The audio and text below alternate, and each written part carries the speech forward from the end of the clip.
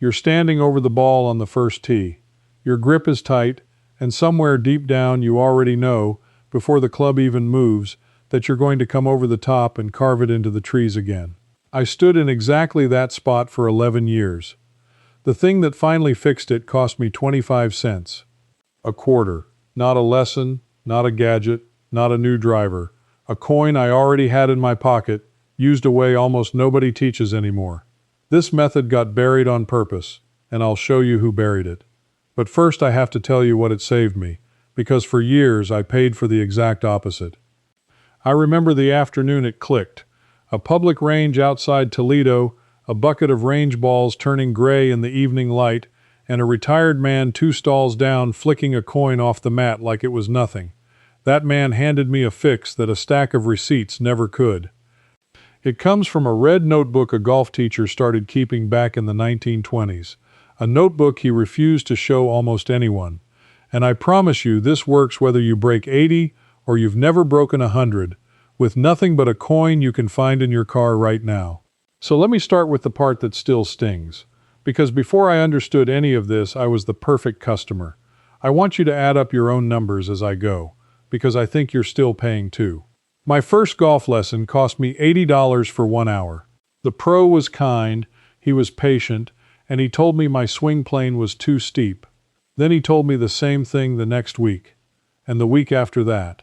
I took 9 lessons that first summer. That's $720 to be told, over and over, what was wrong, without ever being handed a way to feel what was right. I drove home every single time repeating a phrase I couldn't turn into emotion, words in my head, nothing in my hands. You already know what I did next. I decided the problem must be my equipment. So I bought a new driver for $449, because a commercial promised it would straighten my slice. It didn't. My slice just flew farther into the trees. Then I bought the training aids. A weighted swing trainer, $90. A plane correcting rod that strapped to the shaft, $60. An alignment stick set, $30. A wrist brace that beeped when you hinged wrong, another $70. I had a garage that looked like a golf store's clearance shelf, and a handicap that hadn't moved in 3 years. Add it up with me. Somewhere north of $2,000 across a few seasons, and I still stood over that ball on the first tee with tight hands, knowing what was coming. $2,000 to stay exactly the same. That's the part I couldn't forgive. Not the money by itself. The fact that all that money bought me zero change, while a coin sitting in my cup holder could have fixed the root of it the whole time. Here's why that happened to me, and why it's probably happening to you. Almost everything sold to a struggling golfer is designed to describe your problem, not to cure it. And it took me an embarrassingly long time to understand there's a reason for that. Think about it. A cured golfer stops buying. A golfer who almost has it, who's convinced the next lesson or the next club is the missing piece. That golfer spends forever. The whole business, the $80 lessons, the $400 drivers, the beeping wristbands, it runs on your almost. On keeping you close but never quite fixed. The golf equipment industry in the United States moves several billion dollars a year, and a huge slice of that comes from people exactly like the old me, chasing a fix that never arrives because the fix was never supposed to arrive. Nobody makes money off a quarter. That's the whole problem. There's no patent on a coin, no commercial to run, no shelf space to sell. A fix that costs nothing and that you never have to buy again is a fix the industry has no reason to teach you. So it quietly got left out of the lesson, left off the shelf, left out of the app. Not with some dramatic ban. Just with silence. The most reliable way to bury something useful is to make sure it can't be sold. And this is where I need to introduce you to the man whose notebook proves the coin was doing this work 100 years before your golf app existed. His name was Harvey Penick. He was born in 1894, and he started as a caddy at Austin Country Club in Texas when he was 8 years old, around 1902. By 1923, he was the head professional there, and he stayed connected to that one club for the rest of his life, teaching for the better part of 70 years. He taught champions, Tom Kite, Ben Crenshaw, Betsy Rawls, Mickey Wright, considered by many the finest ball striker the women's game ever produced. Harvey Penick didn't just teach beginners, he shaped some of the greatest players who ever lived. And here's the detail that matters. Starting back in the 1920s, Penick carried a little red notebook, a scribble text he called it. Every time he found something that actually worked, a drill, a feel, a phrase that turned a struggling swing into a good one, he wrote it in that red book. And he told almost no one it existed, for decades. He said he intended to leave it to his son and no one else, because he didn't want the wrong people learning the shortcuts he'd spent a lifetime collecting. That's a real thing that happened. The best fixes in golf sat handwritten in a private notebook for almost 60 years, while the rest of us paid to be told our swing plane was too steep. That book finally became a public book in 1992. It was called Harvey Penick's Little Red Book, and it went on to sell more than 1 million copies, one of the best-selling sports books ever printed. But by then, the whole industry had moved on to selling you plastic and titanium. The simple stuff, the coin, the feel, the drill you could do for free, it was already old-fashioned. It didn't fit on a shelf. So even after The Secret was printed, most people never heard the part that could have saved them the most money. They bought the famous phrases and skipped the free drills. Now let me stop here because I know exactly who's about to click away. You're thinking this isn't for you.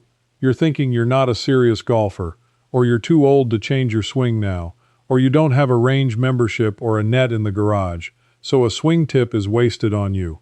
I thought a version of that too. So this next part I built specifically for you. The person who figures the real fix belongs to somebody younger, or better, or with more equipment than you've got. It belongs to you more than anyone, and here's why. The whole beauty of the coin is that it needs nothing else. You don't need a golf course. You don't need a range. You don't need to spend $1 or drive anywhere. You can do the first version of this on the carpet in your living room, in your socks, tonight, while the kettle boils.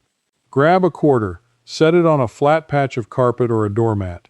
Now take any club you own, even a butter knife feel with your empty hands if you don't want to swing indoors, and make a slow, low motion where the bottom of your swing passes just in front of that coin, not down on it, forward, past it, toward your target.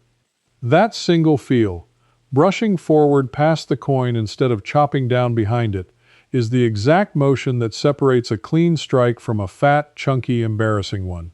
And you can rehearse it sitting at home, with no ball, no range, no risk of hitting a window. The old men who played the best golf of their lives into their 70s and 80s weren't out-muscling anybody. They understood this one motion, and they grooved it with the cheapest tool on earth. If you've been telling yourself the good stuff is for other people, this is me telling you the opposite. The cheapest, oldest, simplest fix is the one that survives into old age, because it never depended on strength or money in the first place. So let me give you the small daily version you can actually keep, before I give you the full drill that fixed me on that range in Toledo. Set a quarter on the floor. Stand to it like there's a ball there. Let your weight settle a little more onto your front foot, the foot closest to the target, and just hold it there. Most amateurs, and this was me for a decade, hang back on their back foot trying to help the ball into the air. And that's precisely what causes the scoop, the slice, the thin skull across the green. The coin teaches you the truth your body forgot. You don't lift the ball. You hit down and forward, and the loft of the club does the lifting for you. Feel your weight forward. Feel the low point of your swing arrive after the coin, and you've already undone the single most expensive habit in amateur golf. And once you feel that low point move forward on the carpet tonight, you'll want to know every other place your old habits are hiding, the ones a single feel can't reach on its own. That's exactly what Gary put into the complete swing system, the collection that takes you from first swing to deep swing, and finally the full swing system's roadmap. It teaches you to read your miss and diagnose exactly what went wrong on every shot. It walks you through grip, posture, and setup, the foundation most beginners skip, and it explains the right elbow move nobody teaches you at the range, plus the permanent fix for those top fairway woods that keep costing you strokes. Here's a check you can run for free this same night before you spend a penny. The landing page says it's 420 pages of real content. So go count them yourself, and while you're at it, try the coin feel you just learned and prove to yourself the simple stuff works before you ever trust the book with the hard stuff. The fastest way to get the books is to scan the QR code right there on your screen, or go to the link in the description or the pinned comment. And that low point you're grooving right now isn't just about clean contact, so let's keep going. That's free. That's tonight. That's yours. But therefore, and this is where it gets serious, if a coin on the carpet can teach the most important feel in the swing, you have to ask what all that money was actually buying. Because I finally did ask, and the answer changed how I saw every lesson I'd ever paid for. Here's the uncomfortable truth I had to sit with. Almost every fault in an ordinary swing traces back to one thing, and it's not your grip, and it's not your $90 swing plane. It's where the bottom of your arc happens. Golf teachers call it the low point. If the low point of your swing is behind the ball, you hit the ground first, you chunk it, you lose 30 yards, and you feel like a fraud. If the low point is right at the ball or just past it, you compress the ball, you take a clean divot in front of where the ball was, and suddenly you're a golfer. That's it. That's the whole secret the industry dances around while it sells you everything else. And measuring that, controlling that, used to require a launch monitor that cost thousands of dollars, or a lesson bay with high-speed cameras, or a coach standing over you at $80 an hour telling you what your low point did after it already happened. I priced one of those personal launch monitors, $2,000 for the good one, $2,000 to measure the exact thing a quarter shows you for free, instantly, with your own eyes and ears. Because a coin gives you feedback no coach ever can. When you swing and you send that quarter skidding forward off the turf, you struck the ground in front of it. Low point forward. Perfect. When you swing and the coin doesn't move, or it pops backward, you hit behind it. Low point back. Chunk. The coin doesn't flatter you, and it doesn't lie. It answers you on every single swing, the way that expensive machine does, except it fits in your pocket, and it never needs charging, and you never pay for it twice. That's when the anger really set in for me, because I realized the reason nobody handed me a quarter wasn't that the quarter didn't work. It was that the quarter worked too well and cost too little. You cannot build a business on a fix that a person only needs to learn once and never has to buy again. So the coin got quietly written out of the modern lesson, and the launch monitor and the beeping wristband got written in. Same information. One costs $2,000. One costs a quarter. Guess which one they teach? And it goes back further than I ever imagined, which is the part that finally made me feel like I'd been robbed of something that belonged to me by birthright. Long before Harvey Penick, teachers and caddies used whatever tiny target was lying on the ground to train a clean strike. A leaf, a tee laid flat, a matchstick. The idea of picking a small object just ahead of the ball and swinging through it is one of the oldest teaching tricks in the game. Older than the equipment industry, older than the driving range, older than the very idea that golf improvement was something you should have to purchase. It was passed hand to hand, caddy to player, father to son, on courses where nobody had money for lessons because there were no lessons to buy. It was folk knowledge, practical, free, and effective. Exactly the kind of knowledge that disappears the moment somebody figures out how to sell you a replacement. Penick was smart enough to write it down. In his teaching, he was famous for hating complicated instruction. He said that when you tell a person too many things to think about, you take the club out of the hands of the golfer and put it in the hands of the teacher. He believed in one clear feel at a time, and the coin, or in his notes sometimes a small object on the ground, was the purest version of that philosophy. One object, one feel, brush forward. No swing plane lecture, no video, no beep. Just a piece of metal on the grass telling you the truth. Mickey Wright, the ball striker I mentioned, the one many old-timers swear had the finest swing in the history of the women's game, came out of that Texas teaching world where this kind of simplicity ruled. These weren't people cluttered with gadgets. They understood a small number of true things very deeply, and they proved them with the cheapest tools available. We didn't lose that knowledge because it stopped working. We lost it because it stopped being profitable to teach. So let me tell you what happened on that range in Toledo, because that retired man handed me the full version, and it's the version I want you to have. I was hacking away, chunking every third shot, when he walked over. He didn't tell me my swing plane was steep. He didn't sell me anything. He reached into his pocket, took out a quarter, and set it flat on the mat, right where a ball would sit. Then he said, "Forget the ball. Your only job is to make that quarter fly forward, low and hard, toward the flag. Not up, forward." I made my normal swing, and the coin barely moved. He nodded like he already knew it would. He said, "That's why you chunk it. You're trying to lift, so the bottom of your swing is behind the coin." He had me feel my weight go onto my front foot and stay there, and he had me feel my hands lead the club head through, so the club was still moving down and forward when it reached the coin, not already swinging up. He said the feeling I wanted was that I was trying to trap the coin against the ground and drag it toward the target. It took me maybe 10 swings. And then that quarter came off the mat like it was shot out of a rifle, low and forward, skidding straight down my target line. I felt it before I saw it. A crisp, compressed contact I had literally never felt in 11 years of golf. He smiled and said, "Now put a ball in front of the coin and do the exact same thing." And I did. And I hit the purest iron shot of my life. A shot that started low, climbed, and landed soft, with a clean little divot in front of where the ball had been. Not behind it, in front of it. Low point forward. The whole secret. Delivered by a stranger with a coin, in under 15 minutes, for free. Now here is the full method, the way it lives in that tradition Penick wrote down, so you can do it this week and keep it forever. Do exactly this. Take a quarter, on a mat, on firm short grass, or even on a doormat at home for the feel, lay the coin flat on the ground. Set up to it in your normal stance with a short iron, a 7 or an 8 is perfect. Now before you swing, do the weight thing. Settle about 60% of your weight onto your front foot, the one nearest the target, and keep it there. Do not let it drift back. That forward weight is what moves your low point forward, and it is the single change that fixes most amateurs. Then make your swing with one thought only. Send the coin forward.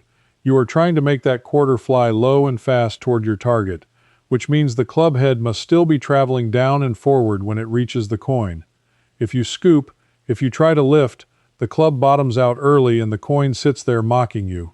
Keep going until you can send that coin forward, low and clean, on nearly every swing. When you can do that with the coin, your body has learned ball-first contact without a single word of theory in your head.